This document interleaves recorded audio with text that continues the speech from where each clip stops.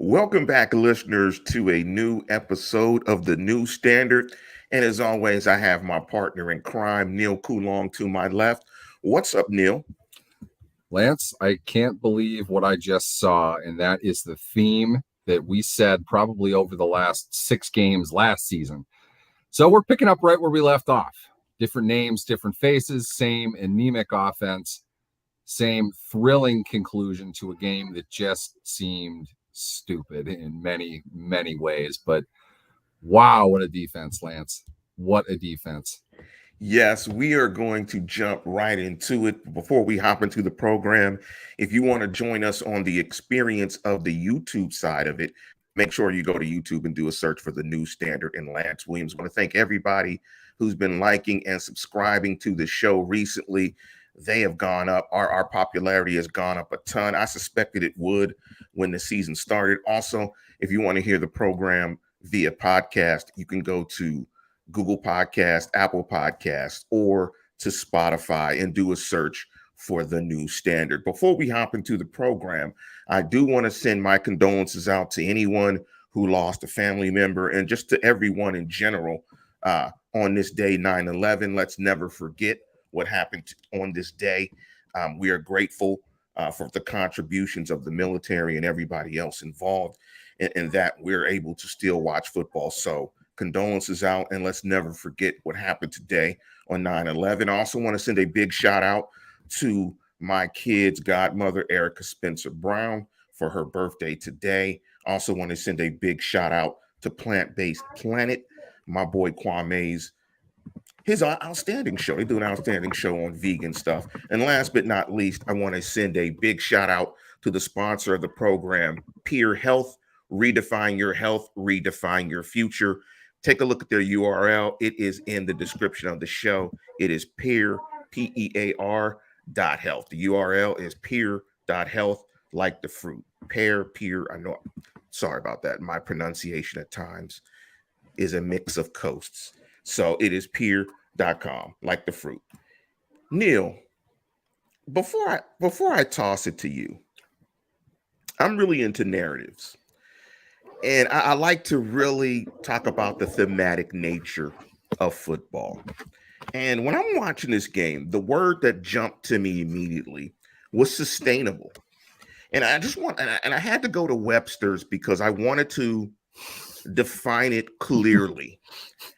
And sustainable means the ability to be maintained at a certain level or rate.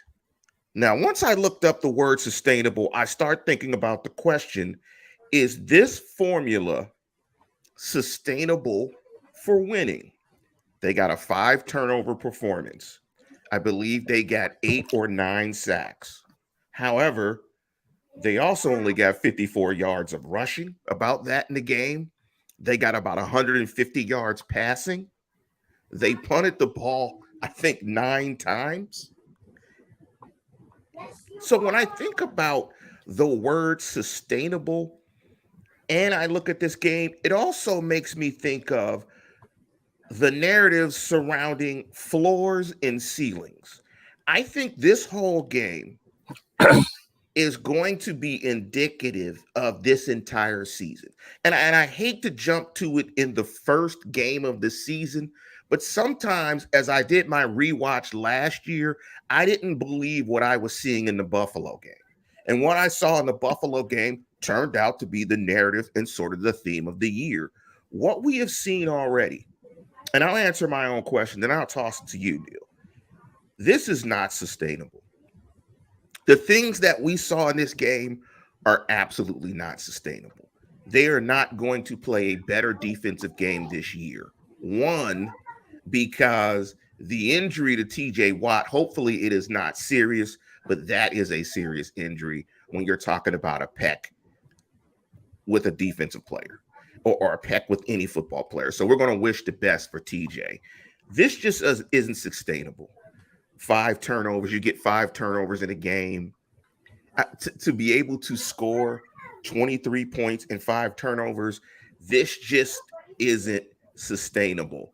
And after watching this game, I think as Steeler fans, we better hope that this is not the defensive ceiling, but we better also hope that this is the offensive floor, that they can't really get any worse offensively. Unfortunately, I think we've hit the high note and the low note in the first game of the season in this 5 quarters of scintillating football. What's your thoughts, Neil? On what part of that? You Just lost on me like any of 3 it. minutes ago. Just on any of it. I don't need a dictionary definition. It's absolutely not even close to sustainable. That was one of the strangest NFL games you're ever going to see. Multiple missed field goals, multiple injuries that impacted those field goals. You lost star players on both sides. It's a Steelers offense that couldn't have been more different in terms of their offense and their defense, the height of which and the depth of the other. I don't think they could play another game like this because I don't know how many games like this have ever happened in NFL history. It's until they put the 2 seconds back on the clock. That was about to be the first time in modern NFL history, the extra point was blocked or missed in a tie game with 0 seconds left on the clock. That's never happened before. And then it got crazier after that. Neither team was fielding the ball particularly well. You don't see games in which there is a 5-0 turnover differential and it go into overtime, let alone usually it's a blowout of some type. It was absolutely crazy top to bottom. I think we're looking at exactly, Lance, what we talked about all off season. This is a defense that can hang and it's an offense that can't. And that was today. The second half today, I'm sure most of you are expecting me to say this. The second half of this game saw Mitch Trubisky play some of the worst quarterback. We've seen the worst quarterback play out of Mitch Trubisky in the second half that we will ever see in the NFL. He was terrible, absolutely terrible. And not even looking at the all 22 film, I'm certain there are receivers who were open. I'm certain there were better decisions he could have made. The offense overall, no, it's not a good offensive line. We should not be blaming absolutely everything except the quarterback when the quarterback doesn't play well.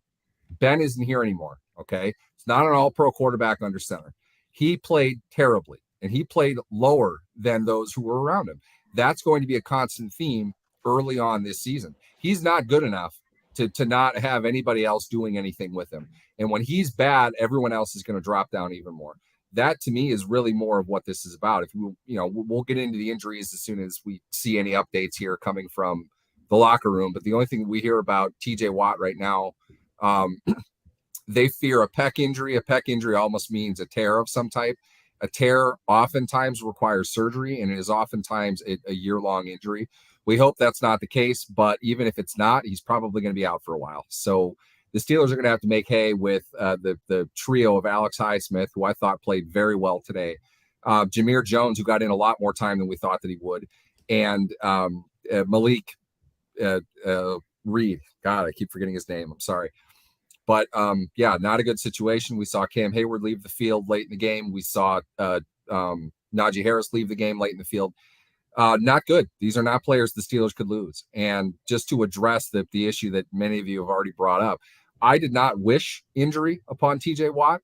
What I said was pass rushers in the NFL do not last 5-6 seasons without injury when they're playing 900 plus snaps a season. It doesn't happen. And frankly, it didn't. Okay. I did not wish it. I'm not bragging about it. I'm just saying that happens a lot with players of his size, of his level of explosion. And what will the Steelers have without him? That was the question that I was asking. Watt played a hell of a game. Cam Hayward might have played the best game we've ever seen him play. We got just phenomenal performances from several players on defense. I haven't even mentioned Minkah Fitzpatrick yet. That was his best game as a pro, in my opinion. That might be the only game we get this season with all those guys on the field. And it's too bad because this offense doesn't have a chance, not after what we saw today. Yeah, and we're seeing different people in the chat, Blue Gold and several others are saying that ESPN and both the NFL are saying it's a torn pec. I took a look at the ESPN article, and I know Brooke Pryor is saying that the Steelers think it's possibly a torn pec. I don't think it's official yet. Also, there's some troubling injury information in terms of Najee Harris, who went out with the foot that he had hurt And during the that looked bad. preseason with the Liz Frank, and that did not look good as well. And, and so this gets us back to, again, the narratives we've been talking about for years, or about this offense and about this team is that, when you're trying to win football games, you have to have a formula that is fairly sustainable. And this type of playing football is not sustainable overall, where you have to essentially pitch a perfect game on defense on the road to win 23-20 in overtime when a team misses multiple field goal attempts, you miss multiple field goal attempts, and you score a defensive touchdown. I didn't add that to the game. I mean, they scored a defensive touchdown and just won the game by 3 points with 5 turnovers. This is not sustainable. And hopefully this is not going to be the narrative for the entire year. Hopefully we haven't seen it, but I'm really thinking that we have seen it. Like, we've seen the absolute high from a defensive perspective. I don't know how much better you can play as a defense, particularly if it is true that TJ Watt is out for the year. Cam Hayward got banged up in the game, did come back in later, but we were pretty spot on, Neil. I think we're in mid-season form. I think our breakdown of the game with Chris Rowling of Bengals Wire was spot on. I mean, we pretty much kind of dissected this game, pretty tightly. I mean, I picked the Steelers to win 24-20. You guys picked the Bengals, but the way we talked about the game was really sort of how this game played out. A lot of it was pass protection. Chris did not think that the Bengals would hold up with their pass protection, and that pretty much was the basis of the day. And what you can see on both sides of the ball is clearly when you have some questions on offensive line, playing offense is a struggle and a challenge. And we saw the defense really get after it. And they got after your boy, your Bison, on the second snap of the game. Let's get into that a little bit. You're going to see poor Cordell Volson get savaged in film. I mean, he got raked several times. I like to have, if it's not possible to, but I'd really like to have Chris back on right now to discuss this, just because I don't think I've ever seen an interior offensive lineman get beaten as badly as he did today. That might be Cam Hayward's best game as a pro, and that says a lot. It comes with a big asterisk, though, because Cordell Volson, a 4th-round pick playing in his first game going up against Cam Hayward, Dan Moore never even had that. That would have been Dan Moore going up against Myles Garrett for the first snaps of his career last year, and that didn't happen to him, fortunately. Garrett beat his ass pretty badly on Halloween, but he had a couple games going into it. Poor Volson had nothing, and he got destroyed. Cam ate that guy alive for 5 quarters, essentially. Well, 4.5 at least, until he got hurt. Really unfortunate injury there, but oh my God, Cam was a warrior today. Several players on defense were. It was a great performance overall, but the asterisk, poor Cordell Volson didn't hang today. He was not a Cam. First play of the game, Cam destroyed him, and it wasn't even really doing a whole lot. He just went straight after him. I mean, Volson was closer to Burrow than Mixon was in this game. It was, oh man, that was fun. I enjoyed that. Poor Bison. And Corey Hatcher, being a football coach, big up to Corey, will appreciate this. The arrogance that Cincinnati came out with on the first drive, going empty, setting up a one-on-one between Hayward and Volson. I thought, like, come on, the hubris here. I mean, are you really going to put your rookie in this position? First 2 plays. I mean, are you really going to put your rookie? And we talked about it also in breaking down the game. You backed off of it just a little bit by not wanting to call the first game of the season the 4th preseason game. But you can clearly see, there's not necessarily a right formula, I believe, to get your team prepared. But you clearly saw that the Bengals were a tick late. Joe Burrow was playing a tick slow.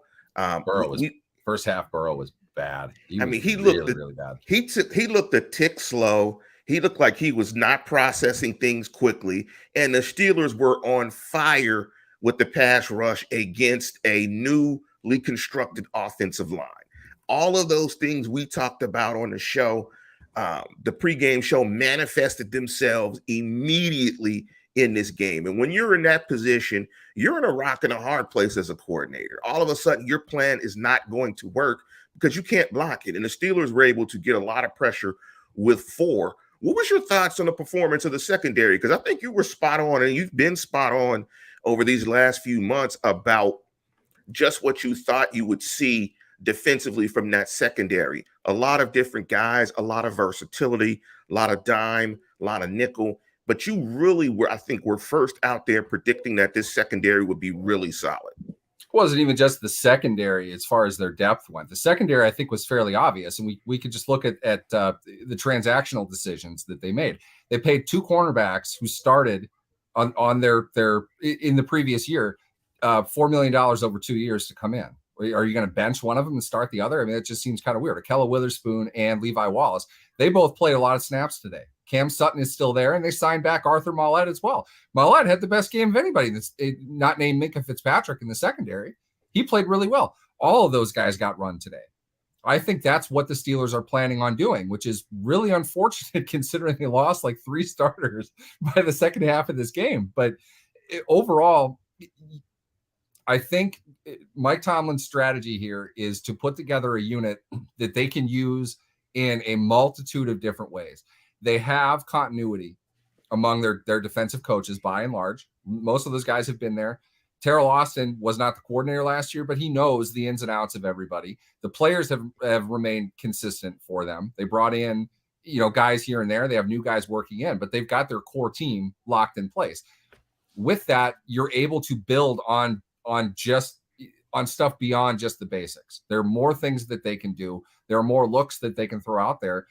And let's put aside the appendectomy stuff for Burrow. Let's put aside the first week stuff. Is it possible the Steelers defense just confused the hell out of him? Because to be honest with you, 2 of the interceptions he threw were terrible decisions. Looking at him in replay, I have no idea what he saw. Minkah was on top of the defender. He had time to jump over him and catch the ball. I don't know what Burrow was thinking. I don't know what Burrow saw in that. The one in the second half was the same. Like, how could you possibly think that's open? I don't think that you do. You must not have seen him. You must have looked off of him and thought he was going somewhere else. We have to factor that in. When you have that kind of depth, you can do different things and have guys do different things at different times because you're not expecting them to, because he wasn't the same guy last time. It's a new guy. It forces the quarterback to have to know more of what's going on. And Burrow, I mean, it's hard to argue that Burrow played a pretty good game today. He did a lot of really good things, to be honest. I was very impressed with him a lot in the second half. But overall, his game isn't all that great. I think the Steelers defense imposed some of that onto him this afternoon. If the Steelers go ahead and indeed make the playoffs this year, this will be one of those games like last year's Buffalo game that you will have to highlight as one of those games in which it is very improbable that you win, but you win. Let me give you some numbers to illustrate just how improbable this win was. Total first downs. The Steelers had 13 for the game to the Bengals 32. Third down efficiency. The Steelers were 4 of 15, 26% to the Bengals 8 of 16. Total net yards. The Steelers had 267 to the Bengals 432. Total offensive plays. The Steelers ran 61 plays to the Bengals 94. Rushing yards. Steelers 75. Bengals 133. Steelers averaged 4.4 yards per play. Gross passing 194 to 338. Time of possession 43 minutes for the Bengals to the Steelers 26 minutes. This is about as improbable as a victory as you can get. Looking at them offensively, what do you think the plan was coming into this game offensively? Was it just not to make mistakes? Let's let the defense kind of carry us. Let's peek and poke. Let's not make some mistakes, and we'll see what we get, and we'll see what it is. Let's just not lose the game for this team, and we can pretty much stay in it. That's not a plan. You don't plan for that. I mean, I think what they tried to do was a lot of the same stuff that we saw last year. And this is what I have often talked about when people that clamored over the hope and excitement of the hashtag Canada's offense movement. We saw it last year. The playmakers don't really matter if you don't have protection and you don't have a good quarterback who can see the whole field.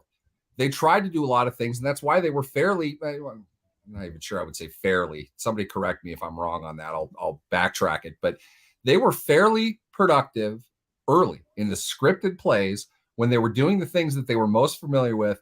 They mixed it up well. They did some okay things. They started off, they completed the first 3 passes. I think Johnson got a first down on that first third down play that they had. Didn't go their way. Fine. They did enough where you see all of the things that everyone talks about with hashtag Canada's offense. But over the course of the game, if you don't have if you can't get playmakers the ball, they're not really worth much. It's not just about scheme. You've got to have the players to do it as well. This goes back to Trubisky. I can't say this enough. He played terribly in the second half and in overtime in this game. He made very poor decisions. He threw the ball where it didn't need to go. How many, maybe somebody else can answer this if they have stats in front of them. I'm not going to be able to find this right now. I don't think we've seen the Steelers game over the last, go back to Haley. I don't think we've seen the Steelers game with as few yards after the catch as the Steelers had today. That is largely indicative of a quarterback who did not throw his receivers open. And that was Trubisky today. He threw short behind the line of scrimmage. He went across the middle a little bit. I know everyone loves that. You gotta have that. Tried deep once and it didn't work. This is no different than the offense we've seen. And everyone said it was going to be different. No, we've seen it. He's not a good quarterback. Ben didn't play well last year. Trubisky doesn't have a whole lot of ceiling. There's not much you can do. I'll have to look at the numbers again. I'm not sure how many RPOs they ran, but they didn't run for anything today. That was one of the worst running performances we've seen out of this team in a very long time. It was bad. I mean, I could go on for hours about how terrible this offense was today. For me, it's going to come down to the fact that Mitch Trubisky is very limited. When they needed him to make plays, he rarely did. He did not do well at all today. Don't tell me that he did. He didn't. Don't tell me about the offensive line. They can be whatever they are. Their quarterback needs to make plays, and he didn't. That's why when you have 3rd and 4, you throw to Deontay Johnson, who's inexplicably a yard shy of the marker, and there's 4 guys on the short side of the field. Why did Trubisky throw that pass? Makes 0 sense. Should not do that. He's better off throwing it down into the ground. You throw it short like that, he's not going anywhere. You're risking a fumble. It's a poor decision. Should we get into the whole, I don't know, maybe Lance, maybe you can explain to me what Trubisky was doing when he ran up to right about the line of scrimmage and sat there like he was playing dodgeball or something, completely unaware there was a guy behind him. How he didn't fumble on that play is an act of God. That's it. That is one of the dumbest plays I have ever seen in the NFL. That's your quarterback, Steelers fans. For everybody that said how great this guy is, he does stuff like that. Not to mention the fact he's trying to out-juke an NFL defensive back in the open field.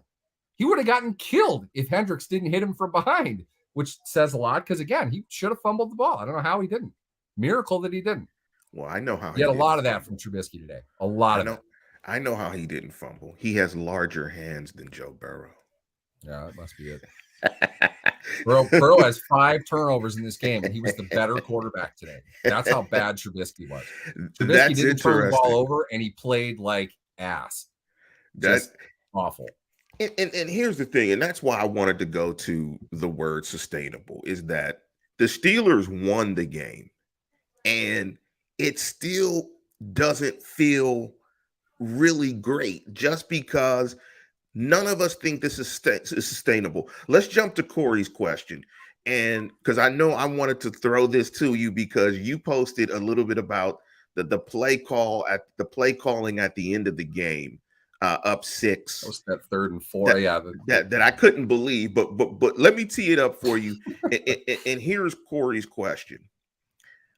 WTF was going on in Canada's head to call a pass play when you're trying to run the clock out? Like the whole sequence, especially after Najee gets hurt, I was just like, run it again. Get as many time, get as much off the clock as you can in that situation. They don't. Incomplete pass. You still got about 140 left, and under most circumstances, you lose that game because you leave entirely too much time on the clock. What was your thoughts on the play calls, that last sequence on that drive? First off, I just like to point out at the time of recording, Patrick Mahomes just threw his third touchdown pass of the game. He is 16 for 19 for 163 yards. He has outperformed Mitch Trubisky in one quarter of football. Trubisky had 5. All right. Little deficit there. Secondly, the play calling. Okay, here the situation that you have, they have 2 timeouts. Okay. You can't just kneel on it. You've got to move the ball. You've got to try to kind of compete for a first down. It's not saying that you're not. At the same time, you have so little confidence in your running game, which, to be honest, I think was fair by that point of the game. But you need the clock to keep moving. You need a first down. You really need to get the first down. So if you're going to say run on first down, lose your running back, or no, sorry, that was later. No, Najee was still in at this point. Second down, you're going to throw the ball. That's what you're going to do. You can't throw quick like that. You can't throw into traffic. He threw it around a bunch of guys. 2 of them were in the air. I'm not even sure which one batted the pass down, but he didn't even compete. He didn't even give the receiver a chance.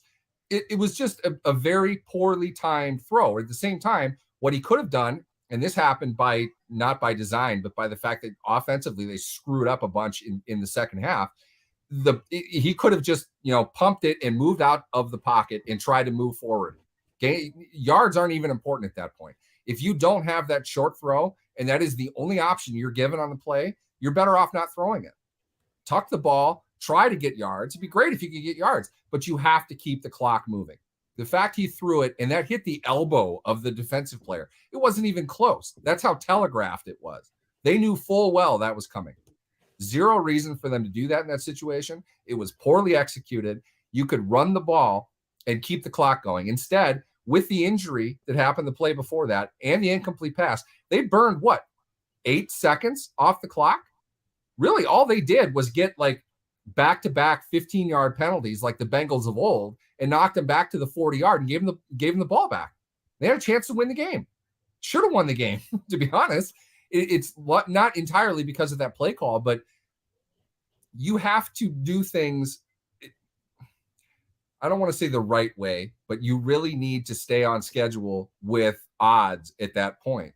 If you can't run the ball, you can't run the ball. I get it. But if you're going to go 3 and out and punt, you need to burn their 2 timeouts. You need to run one all the way down to 39 of the 40 seconds that you get between plays to lessen the amount of time they have the ball. And they have no timeouts. Why you'd throw short in that situation makes 0 sense. To the short side of the field with a bunch of defenders right there. That play is not going anywhere, even if he does catch it. So why don't you just run the ball? Far less risk of the clock stopping. You're not getting a great completion in that situation. And again, nobody ran after the catch in this game. And that's because the quarterback isn't accurate. You know all these things going into it. Why you call that, I don't know. I have no idea. But it was a perplexing and incredibly stupid decision that was made that almost cost them the game. And frankly, it should have. The Bengals have a normal snapper in the game. They win. I think we all know that.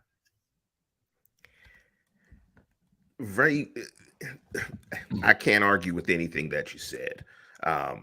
Big up to Felicia. Welcome, Felicia, for hopping into the program. What's up, Fifi? I want you to speak to really quickly. And, Steelers Freak says some stuff that's absolutely hilarious, but I've never seen it framed, like he said it, a concerning win. Like, that's absolutely what this is. And I think that's a great description of this game, was a concerning win. But this is one of those games where you take the dub, you move forward, but it's going to be a costly one if TJ is indeed out for the season. First off, I want to give an update on that, Lance. There are players in the locker room who are speaking emotionally about TJ Watt. Not a good sign. They know. You get an MRI to confirm it, but athletes at that level know when there's something that happens to them and they're speaking about it. I think they know the way this is going to end. Definitely not a good thing. And you could see from his reaction too. He mouthed it on the air. He said he tore his pec. I hate being the guy that wants to propagate that. I'm not a doctor, but I am saying they don't say those things unless they know. Okay, they don't. We'll wait for it to be confirmed. We're not saying it, but that waddles around, has web feet and quacks. We kind of know what it is. Najee Harris is seen walking around the locker room with his right foot and calf heavily wrapped, but he is walking. That's according to Chris Adamski of the Tribune Review. Not good. Neither of those are good things. Nothing I've seen yet to this point on Hayward. But yes, getting back to where were we? Play calls still? Because that wasn't the only weird play call, the whole thing. I wanted to toss you V Wood. What's up, Vernon? Vernon Wood, Damian Woody's cousin. What's up, V Wood? I wanted you to speak to the point, because I don't want to. My football kind of sixth sense is kind of thinking what Wood is saying, but I don't want to jump to it too quickly. But I want to toss it to you, Neil. Vernon wrote, "You can't tell me that Mitch Trubisky gives the Steelers a better chance to win than Kenny Pickett." The only reason I would say that he does is, as bad as Trubisky played, he didn't turn it over. I mean, and that's like one of those out here, Lance. That's an offhanded compliment. But sometimes you have to tee it up to your co-host, because I'm just going to sit back and get my popcorn ready, because Vernon, you didn't got Hurricane Neil started, and let's just duck our heads, because the twister is coming. So to Vernon's point, you can't tell that Mitch Trubisky gives us a better chance to win than Kenny. I toss it to you, Neil. Right now, I don't know. I don't know anymore. Nobody who has watched this show more than once and for probably 10 minutes thinks that I am a big Mitch Trubisky fan. Nobody. I like Kenny Pickett. I like what I saw of Kenny Pickett. Mitch Trubisky did something in the preseason that happens. The phenomenon of only having to play on script for 12, 13 plays. Does some things well, and I praised him for doing those things. I thought he did okay on script today. I think he was 7 of his first 10, short stuff. They didn't really challenge him. They went over the top to Boykin once for whatever reason they wanted to waste that snap. I don't know. But he was okay. You weren't too upset. It didn't look too bad. They got off of script, and they had to make adjustments and do the things that they would do normally within the offense that they plan to run. And he was god-awful. He was absolutely horrendous, to the point where you made the investment in him, and I understand, but you can't be nice to him in film. There's no way you can mask a few of the plays that he made, and they were decisive plays. For me right now, if Kenny Pickett is not the answer for week 2, he's going to be sooner rather than later. That's how bad Trubisky was today. And don't try to tell me that he wasn't. I said this before, and I'm going to keep saying it because I keep hearing it from everybody. Quarterback makes the decisions on the field. You blame the quarterback for making those decisions. You don't blame everybody else around him. The quarterback is the guy that makes the money. He's the guy wearing the C on his shoulder. He's the guy in the position to affect the most of the game. Okay? He was just the Steelers quarterback was just outplayed by a quarterback who turned the ball over 5 times. It's not even close. Burrow was better today than Trubisky was. And you can't, it almost takes effort to turn the ball over 5 times in a game. Burrow looked really bad on 5 plays and looked great on a lot of plays. Trubisky never looked great this entire game. He made very poor decisions. He is not nearly as mobile as people think that he is, because he's plotting. He's a guy that could run straight toward the sideline and pick up yards, and he even failed to do that. He stopped at one point and tried to out-juke a safety. I can't say that enough. He was awful. If it is not time for Pickett right now, it is going to be sooner rather than later. That, to me, that's how bad Trubisky was today. It was awful. You know what? I don't disagree. I'm hopping back in to Mel's comment. He rolled off to his right. He got to the sideline. Off his back foot, he threw across his body to the middle of the field to a 5'10" receiver in the end zone. Okay? I was a backup high school quarterback. And I know one thing, you never try to do that. Never. That should have been picked off. I think it would have been picked off 7 to 10 times. He got extremely lucky today. It was an incredibly stupid decision that would have cost him 3 points and would have cost him the game. Deontay Johnson is not a combat catch receiver. You can't lob it up to him in the end zone like that. Should have been intercepted. It was a terrible decision. And he made like 6 or 7 of those kinds of decisions in this game. You're not going to win with a guy like that. Today was an absolute fluke. Not as bad as the Titans game, which, Lance, you know I love talking about. Not as bad as that game. But honestly, in review, it might be. The only difference, I don't know. Is there a difference? Was that worse? It might have been worse. Was that a dumber win in the Titans game last year? It was a win all the same. It was.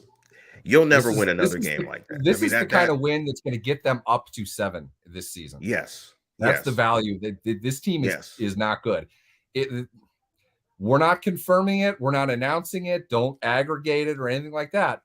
I think it's fairly clear. It seems most likely TJ Watt's going to be out for the year. If you lose Watt for the season, your defense is not going to last all that long. They're not that good to lose that big of an impact player. And Watt was a machine today. 4 or 5 guys were machines today. They have to play like that every single game to win on the last play of the game in overtime. That's how good the defense had to be today. You're going to do that 17 times? You're going to do that 10 times? No and way. That goes back to the adjective sustainable, the ability to be maintained at a certain level or rate. And unfortunately, when we look at this football team, the things that I think they will be able to sustain aren't winnable, don't lead to wins. I think what can't be sustained is the level of play that this defense had. But unfortunately for them, I think what can be sustained is their level of inept offense. I think if you have Mitch Trubisky as the starter, this type of offense with that inconsistent line play is sustainable. And I think the combination of that offense and that defense not being able to sustain that level really could be bad. And I love your comment, Neil. We're breaking down the defense because the offense is already broken, repackaged, put back in a box, and it's waiting on an Amazon truck. I don't know if it's waiting for an Amazon truck because I am waiting for a package for me from Amazon. But Steelers Wire pointed out, bringing up a positive, they did stop the run. Mixon 27 looked really 82. good today too. That was a great effort on the run defense's part. Mixon made a lot of yards where a normal back wouldn't. I was really impressed with him today. He's gonna have a big year. And to Melvin's point, Watt, Minka, and Cam played like guys that get a lot of money. I mean, that's what you want. Guys that get paid a bunch of money come out and play incredible football. And I thought that call, I thought the roughing, or I thought the personal foul was bad in the end zone. Everybody is struggling early in games. I thought the officials struggled on some calls as well. To Claude Bishop's point, I thought Devin Bush played well today. I thought he was solid. I thought overall the secondary was solid. I mean, that defense, as you could see, with everything clicking and flowing, that the defense is probably close to being there, but this offense is just not really there. Let's jump into a question from Corey. Another question from Corey, and I want you to answer this one, Neil. More questions to me, guys. Throw it out here. Explain to me why Spillane is on the field in passing situations. The only explanation I can think of is that they don't want Bush there. I didn't see it, but I think Spillane had the dot, didn't he? I mean, it looked. Wait, there's 2 of them now. I think they have 2 of them now, and Spillane had 1 of them. So that's their decision. It wasn't like an in-game thing or anything. I can't be certain on that because where I sit right now, I don't know exactly what they were doing within their sub packages. But while I do want to echo this as well, as a guy that I dogged all off season, I thought Devin Bush availed himself pretty well today. I was happy with what I saw out of him. He came to play, and that's good to see. I hope to see that. I was rooted for the guy. I want him to do well. I thought he did a pretty good job today. Spillane probably had lesser of a game. He got caught a couple times. They knew when he was on the field. That's for sure. They went after him. Beyond that, I think it's just they want to stay bigger against the run, and they have more faith with him coming upfield to attack downhill than Bush. I don't think that's unfair after 1 week. Maybe it changes. I'm not sure. I don't know what they want to do, but where it sits, I think it's just they probably want to stay bigger to discourage the run. You saw Burrow. Burrow did a lot of good things with his legs in the fourth quarter and overtime. I think he kind of cut it loose a little bit and found some yards on the ground. You want to keep a guy like Spillane around to shadow that and limit it, if not prevent it. He's not great in coverage, though. It's going to be a problem. And we knew the inside linebackers were going to be the Achilles heel of the defense. So just playing along those lines, I think it's probably more situational than anything. We'll see if that continues. But, I don't think it's fair to say that Bush flat out earned that role either. They did it to him last year. I mean, he wasn't good in those situations. Yes, to pass along some news.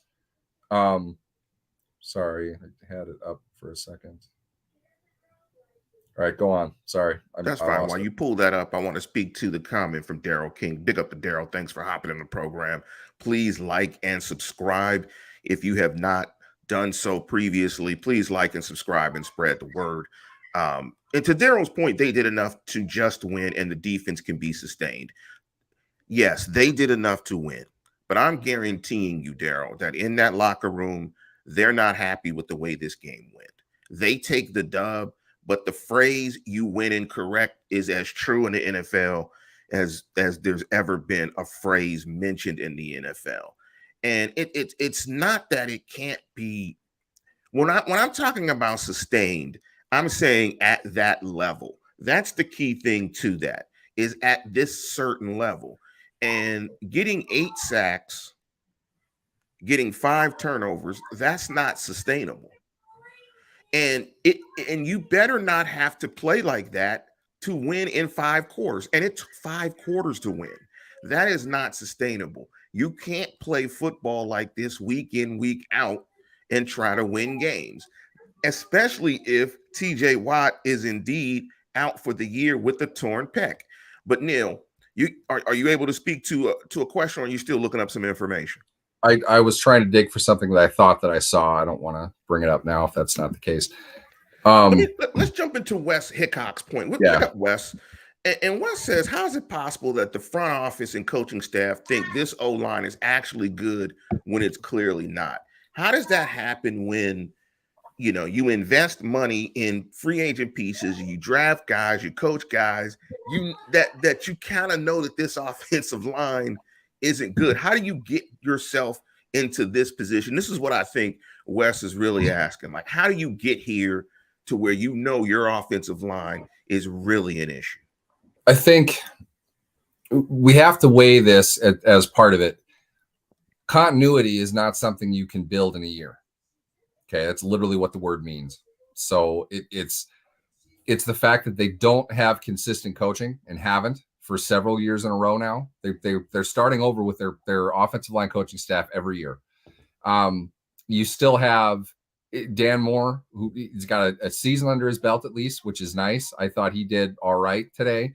I would have bet 3 holding penalties. He only had 1, so that's good. A step in the right direction.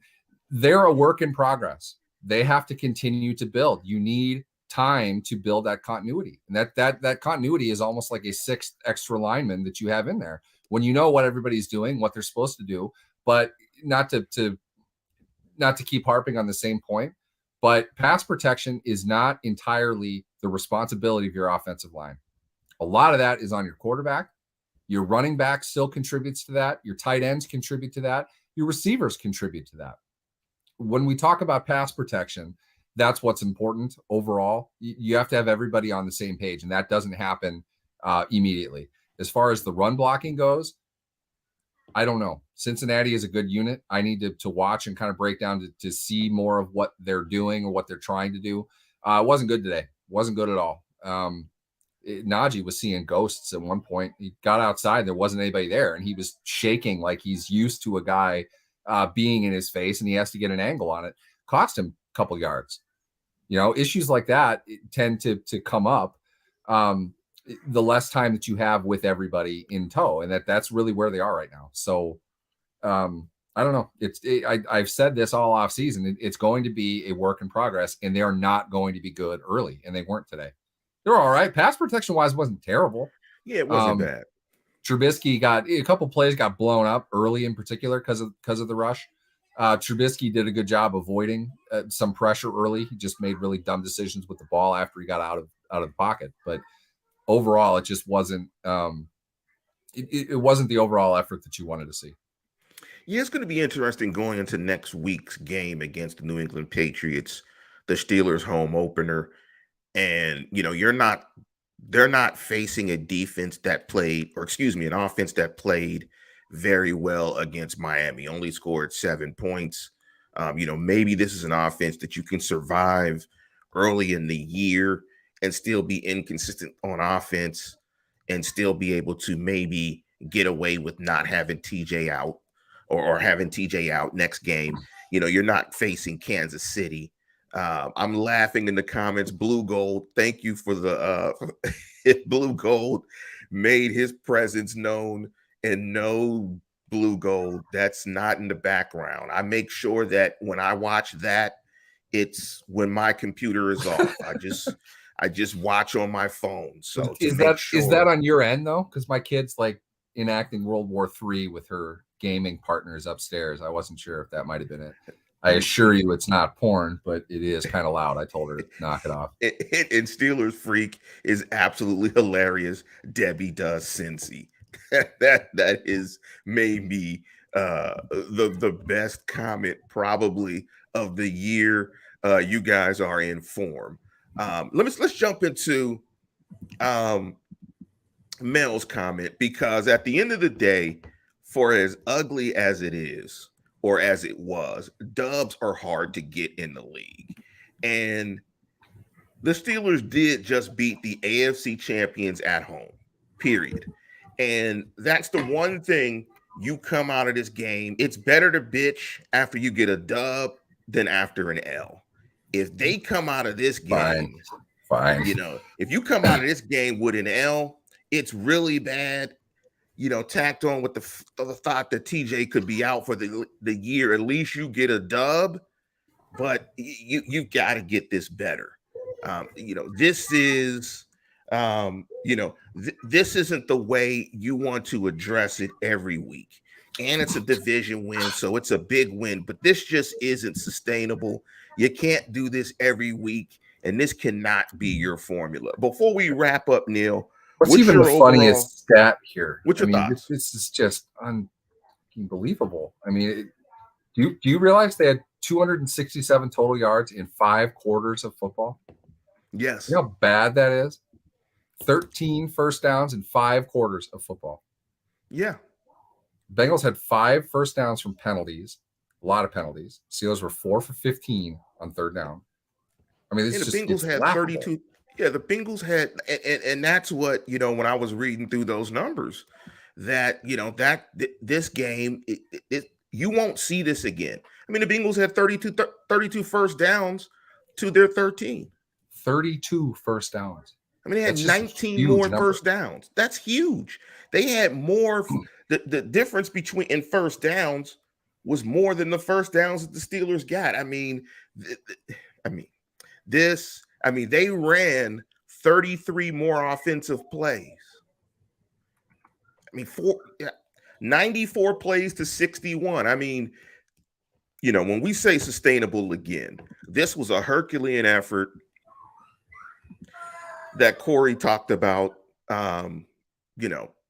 3 years of winning ugly, like Steelers Freak says. This can't last forever, but they get a dub. Hopefully TJ is out for several weeks. Does not look like it is going to be that way. And if you're new to the experience and new to the YouTube show, make sure you like and subscribe.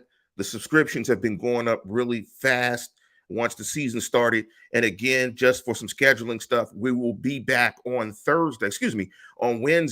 Wednesday morning to do our breakdown of the Patriots game. you take the dub, you move forward, you win. Let's jump into this one last point from Daryl King here. And Daryl King wrote, and I want you to jump into this, Neil. Play caller has to adjust from Big Ben era and cautious. All the first downs and plays on field and defense bit never broke. What's your thoughts in terms of the whole thing, the point he's making about the play calling and getting adjusted in Canada, getting adjusted to Trubisky, so on and so forth? I don't think it's an issue of having to adjust to the post Big Ben era. I don't think they did a whole lot differently than what they did at the end of Ben's time there, but that wasn't the Ben that was Ben. That was really just kind of a shadow of what he used to be. Basically what I'm saying is if we're going to consider that Ben was as limited physically as he was, what we just saw was very similar to that kind of performance. That's really indicative of the fact that you don't have a good quarterback. When it comes down to it, you can't just call plays and make players better. It doesn't work like that. You've got to have some talent. You've got to have some ability to move the ball up and down the field. And they really don't do that particularly well. You can have all the playmakers you want. It will come together. But overall, Trubisky is going to have a good game. He's going to have a mediocre game. He's going to have a bad game. He will not consistently be above board, as Tomlin would say. And that's really more of the problem here. It's not play calling. They tried to do different things in play calling. There were a lot of things that didn't work. I'm not putting everything on Trubisky, but there are a lot of things that get solved if you have a good quarterback that can make plays when other things aren't working so well. And he didn't do that at all today. It might have been one or two off-schedule plays that he made. He made more mistakes in this game than the Bengals made him pay for. And I'm willing to bet that defensively, the Bengals, they're not going to grade out too terribly, but they could have made Trubisky pay much more than they did for a lot of the errors that he made in this game. That's a good description of Trubisky's play and what you think you're going to see this year. Now, maybe I will title the show as such: The Good, the Bad, the Ugly, because I think that sort of really described this game. There was a lot of good, there was a lot of bad, and there was some downright ugly in this game on both sides of the ball from both teams. And we talked a lot about it. This is week 1 NFL football. And I think when you look at some of the scores across the league, some of the upsets, I think that is really indicative of week 1 and how things went. But the Steelers got to win. You win and correct, and you never apologize for wins. But we're going to get out of here and conclude the program. And as always, tune in, tell a friend, and subscribe.